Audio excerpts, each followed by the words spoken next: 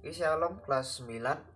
Ini tiba saatnya kita melanjutkan untuk pembelajaran yang ketiga ya, yaitu gereja yang hidup di dunia. Loh Pak, kok masih ada bahasan tentang gereja? Ya, karena di sini bahasan gereja akan terus dibahas di saat kelas 9. Nah, kalian habis ini kan nanti setelah kelas 9 kan menginjak pemuda, dan pemuda itu adalah generasi penerus gereja. Jadi perlu perlu penting kalian untuk mengenal gereja lebih dalam ya, tentang permasalahan, tentang apapun yang ada di gereja pada masa kini. Nah, di sini sebelum belajar ada baiknya berdoa terlebih dahulu. Videonya di pause dulu dan berdoa. Berdoa dipersilahkan.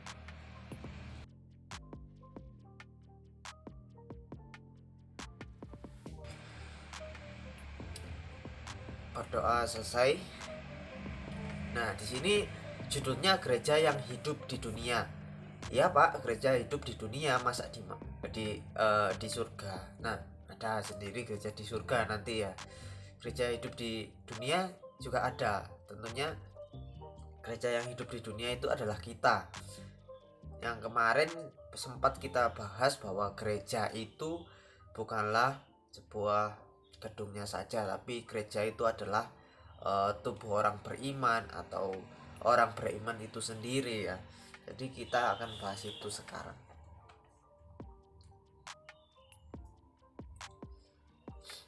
Nah, di sini gereja yang tumbuh di lingkungan majemuk. Nah, kita sebagai orang beriman di sini adalah kaum minoritas ya. Minoritas itu sedikit. Dan kita sebagai orang Kristen hidup di lingkungan yang sangat beragam sekali.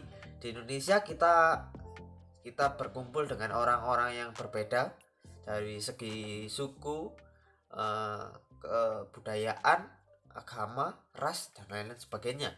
Itu kita artinya hidup di masyarakat yang majemuk, lingkungan yang majemuk. Nah, bagaimana sikapnya kita saat kita berada di lingkungan seperti ini? Bagaimana gereja bertumbuh, bagaimana gereja memiliki tujuan di sini di lingkungan majemuk.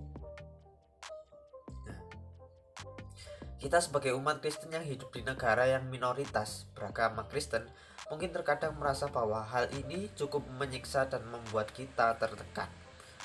Membuat tertekan ya. Mungkin kalian di SMP 24 atau di SMP lain itu merasa bahwa mungkin enak kalau di SMP yang mayoritas Kristen atau SMP berbasis Kristen. Nah, kita di SMP negeri pastinya kalian pun merasa mungkin tidak banyak anak yang beragama Kristen, dan mungkin sempat ada tekanan, sempat ada ujaran yang lain-lain sebagainya. Saya nggak menyebutkan, pasti kalian mengerti sendiri bahwa orang yang minoritas itu pasti akan mengalami tekanan di lingkungannya. Hal ini bisa jadi dikarenakan banyak faktor eksternal dari luar yang terjadi oleh pendahulu kita, maupun hal ini yang lain dapat menghambat pertumbuhan gereja ataupun mendorong pertumbuhan gereja. Nah, di sini kita harus tahu sejarah gereja itu seperti apa, sejarah di uh, internasional maupun Indonesia. Nah, di sini kita akan belajar di Indonesia karena kita hidup di lingkungan Indonesia. Kenapa sih Indonesia seperti ini? Kenapa kok Indonesia menjadi negara yang minoritas Kristen? Kita harus pahami itu.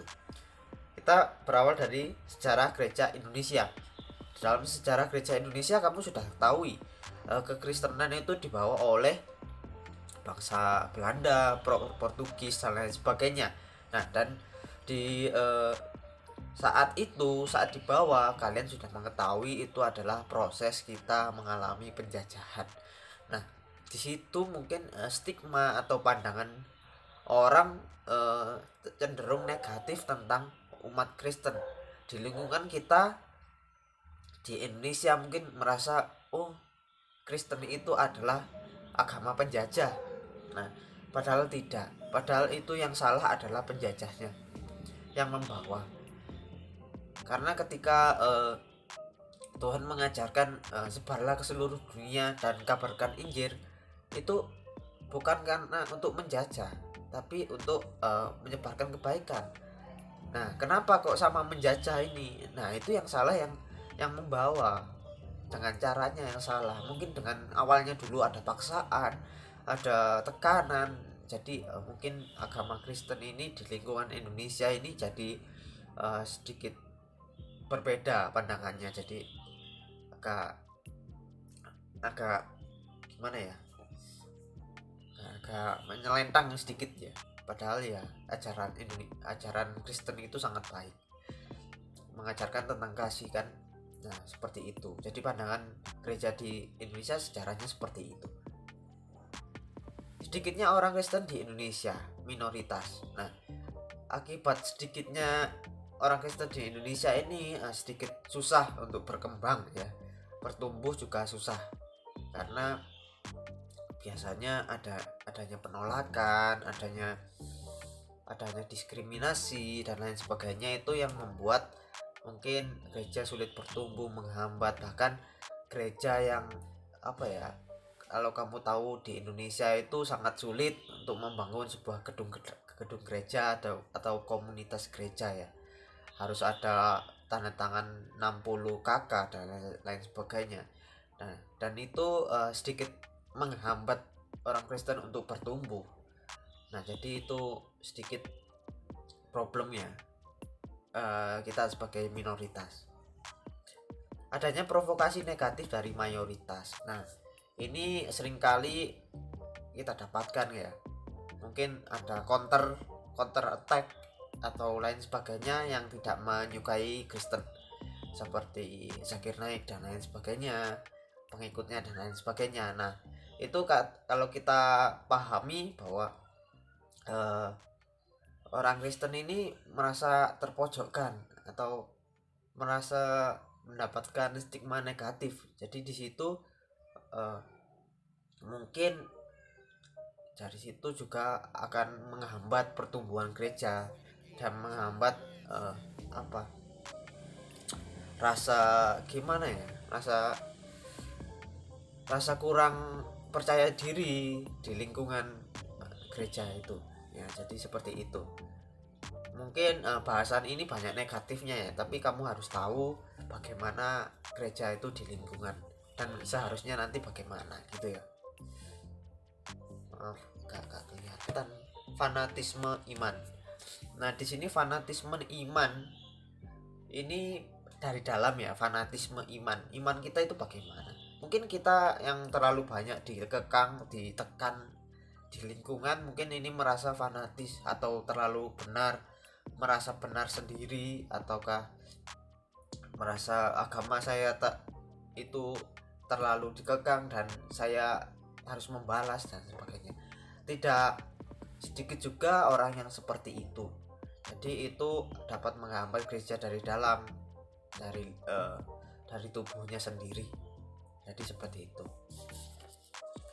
Dan lagi peleburan kultur. Nah, kemarin sudah saya bahas ya, kalau nggak salah tentang GKJW. Gereja saya adalah peleburan kultur dari kekristenan dan budaya Jawa. Jadi di situ Indonesia, khususnya di Jawa Timur, mendapatkan agama Kristen ini dan pendekatan Kristen ini melalui budaya Jawa. Jadi di situ peleburan kultur itu bisa jadi positif dan negatif. Dan apabila kita tidak menyikapi dengan baik, itu akan mengalami pandangan negatif. Jadi mungkin seperti GKJW yang sampai sekarang bisa tumbuh dengan budaya Kristen, itu adalah sikap yang positif. Jadi di sini dapat kita simpulkan bahwa di dalam 5 poin ini dapat kita ketahui bahwa gereja dapat tumbuh di lingkungan dengan support dan dengan keadaannya, ataupun juga dengan jemaatnya sendiri, ya seperti itu. Kalau jemaatnya fanatis dan mengganggu lingkungan, ya itu juga bisa menghambat pertumbuhan gereja sendiri. Bahkan gereja juga tidak akan berlangsung lebih lama.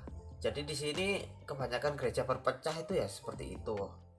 Jadi ada hambatan di lingkungan maupun di dalam. Kita akan lanjutkan. Literatur Alkitab, kita akan ketahui banyak dasar di Alkitab tentang gereja yang hidup di dunia. Nah, Matius 28 ayat 16 sampai 20 kita sudah ketahui bahwa ini adalah amanat agung Tuhan. Amanat agung Tuhan itu kita disuruh keluar dan menyebarkan Injil dan menjadikan semua murid Tuhan. Nah, di sini apakah gereja sudah dapat melakukan itu semua? Apakah kita sebagai orang beriman sudah menjadi contoh dan teladan yang baik bagi orang-orang di sekitar kita, yang seiman maupun yang tidak seiman dengan kita? Nah, di sini gereja yang hidup di dunia itu harus seperti itu, tidak memaksa. Mungkin seperti sejarah Indonesia tadi kan, kita tahu bahwa mereka itu menjajah dan mengenalkan menyebarkan Injil. Jadi kita harus ketahui seperti itu. Kita mengajarkan agama Kristen atau menyebarkan Injil itu tidak dengan memaksa, karena itu semua sudah rencana Tuhan. Tuhan sendiri yang bekerja, kita yang berusaha. Nah, kita contohnya seperti kita menanam padi. Kita yang berusaha, Tuhan yang menumbuhkan. Apabila Tuhan tidak menumbuhkan, ya itu sudah rencana Tuhan. Kalaupun kita sudah mengajarkan kepada teman, mungkin mengajarkan teman yang kepo dengan agama Kristen, kalau dia belum bisa menerima firman Tuhan dengan baik, dia juga tidak akan menerima Kristus sebagai Tuhan dan Juru Selamat. Nah, seperti itu. Kalau Tuhan berkehendak, dia juga bisa menerima seperti itu. Nah, Kisah Para Rasul 2 ayat 44 sampai 47, kompak dalam membangun tubuh Kristus. Nah, kalau tadi saya bilang adanya fanatisme dari dalam, dari iman. Nah, di sini kita harus kompak membangun tubuh Kristus. Nah, di sini kita harus ketahui di dalam oikumene kita harus saling membantu, saling bersatu padu dalam membangun gereja. Bukannya kita saling menjatuhkan. Contohnya di dalam satu gereja saja. Di dalam satu gereja kita harus saling tolong menolong. Apabila ada suatu kesalahan, ya dimaafkan atau dibenarkan bersama. Bukan penyelesaiannya adalah perpecahan atau pindah gereja dan sebagainya. Inilah yang dapat menghambat pertumbuhan gereja. Kalau kata Pak Gus Dur dulu, Kristen tidak akan berkembang lebih besar karena Kristen seringkali berpecah menjadi sebuah kelompok-kelompok kecil. Itulah yang dikatakan Gus Dur. Jadi seperti itu, kita itu seperti itu. Nggak cocok dengan gereja ini, kita pindah ke gereja ini. Kita sebenarnya tertuju kepada siapa sih saat ke gereja itu, saat berkomunitas di gereja? Ke manusia atau ke Tuhan? Nah, seperti itu kita harus berpikir. Kita harus kompak dalam membangun tubuh Kristus seperti layaknya visi dan misi oikumene. 1 Korintus 11 ayat 20 sampai 34. Bertekun dalam dogma Alkitab. Tentunya ini dasar dari iman kita adalah firman Tuhan. Jadi kalau kita tidak bertekun dalam firman Tuhan, bisa jadi kita akan kekurangan makanan rohani. Makanan rohani apa? Ya firman Tuhan. Jadi kita tahu firman Tuhan, kita tahu tentang hukum-hukum Tuhan itu dari Alkitab. Jadi kita harus mempelajari itu. Apa tujuan kita beribadah ya untuk mengenal Tuhan, bertekun dengan dogma Tuhan. Nah, di sini harus kita ketahui bahwa kita hidup di lingkungan juga dengan firman Tuhan. Apabila kita tidak dengan firman Tuhan, kita akan terjerumus dengan dosa seperti itu. Kita lanjut, visi dan misi gereja yang hidup di dunia. Visi dan misi. Nah, setiap organisasi pasti kan punya visi misi. SMP kita juga punya visi misi. Nah, begitu juga pun dunia di lingkungan sekitarnya punya visi dan misi. Nah, ini visi dan misi saya rangkum menjadi sebuah yang klop ya, satu saja yang fokus. Jadi gereja yang memberitakan atau kerugma secara internal atau eksternal. Nah, jadi ini tujuan Matius 28 tadi ya. Jadi gereja yang memberitakan Injil di komunitas gereja maupun di lingkungan majemuk. Jadi kita tidak melulu menyebarkan firman Tuhan di dalam gereja saja. Jadi kalau di dalam gereja kan cuma orang-orang yang beriman, orang Kristen saja yang tahu. Jadi di eksternal juga kita menyebarkan Injil. Mungkin secara tidak langsung ya, saya memberikan materi di YouTube ini juga orang-orang yang majemuk, orang-orang yang beda keagamaan dengan kita juga bisa melihat. Jadi dari situ eksternal kita dapat memberitakan Injil. Di lingkungan sekitar pun juga kalian bisa contoh di kehidupan sehari-hari, dalam sikap, dalam tindakan, mungkin itu bisa mencerminkan bahwa kamu ini adalah wajah-wajah Kristus di lingkungan kamu ya, seperti itu. Nah, gereja yang bersekutu ini membangun gereja dari dalam. Nah, tadi sudah saya sudah saya katakan bahwa kita sesama harus membangun gereja, bukan saling menjatuhkan. Nah, di sini kita harus membangun gereja dari dalam, saling mensupport, saling bekerja sama supaya kerjaan Tuhan di dunia ini semakin besar dan semakin dimuliakan ya. Gereja yang tidak membedakan ya, oikumenika sebagai kita perkumpulan orang Kristen oikumene di Indonesia ya, kita harus tidak membeda-bedakan atau menjelek-jelekan gereja lain atau Kristen yang lain. Jadi seperti ini, umpama saya GKJW tidak menghina liturgi dari GKI atau GCA dan lain sebagainya, tidak